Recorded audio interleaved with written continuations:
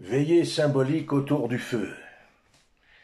Il y a bien plus que 700 à 800 ans, là où vivaient les Welstetten, le peuple de la forêt, autour du lac des quatre cantons.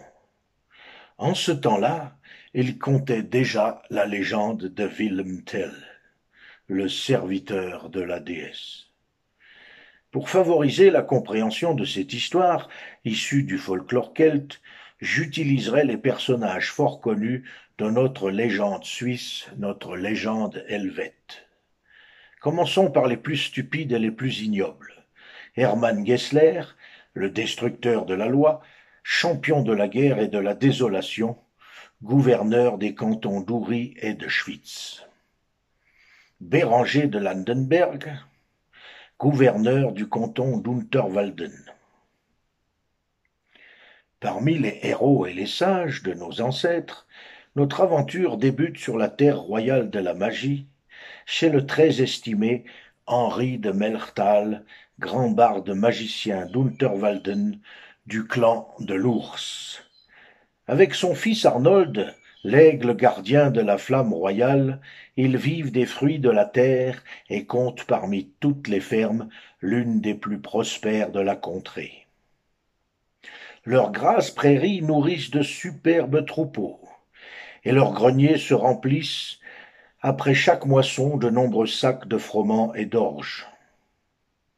Durant les longues soirées d'hiver, ils veillent au coin du feu. Le père Henri raconte de merveilleuses histoires, de belles légendes et de mythes sur les dieux anciens. Il enchante tout le monde avec la magie de son verbe. Quant à son fils Arnold, il l'accompagne, jouant de la cornemuse les très vieux airs de la tradition des montagnards. Mais la richesse et le bonheur amènent souvent de la jalousie, et Landenberg veut s'approprier toutes leurs richesses, leurs biens et leurs pâturages, et les humilier.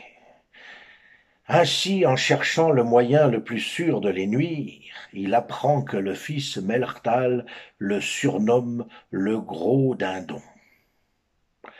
Landenberg ainsi a une excuse et décide de leur confisquer Boyoz et Yagoz, leurs plus beaux taureaux. Rodolphe, le loup glorieux, guerrier de Landenberg, est envoyé pour s'emparer des deux bovins. Arnold lui brise deux doigts, un pour chaque bête, et se réfugie dans la forêt, le temple de l'âme. Au crépuscule, le peuple tout entier est au courant de cette aventure. Merveilleux bouche à oreille en ce temps-là où il n'y avait point de technologie, mais un contact humain beaucoup plus solide. De nos jours, il paraît que les gens utilisent un bélier pour communiquer. Ils appellent cela face de bouc et se font des millions d'amis.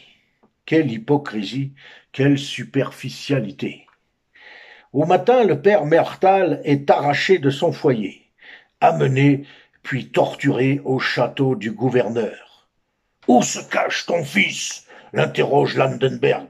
« Je l'ignore, et même si je le savais, je ne dirais rien. Qu'on lui crève les yeux. » Ce temps-là, quand on disait les choses, ainsi fut dit, ainsi fut fait. Deux yeux pour deux doigts, pour deux taureaux.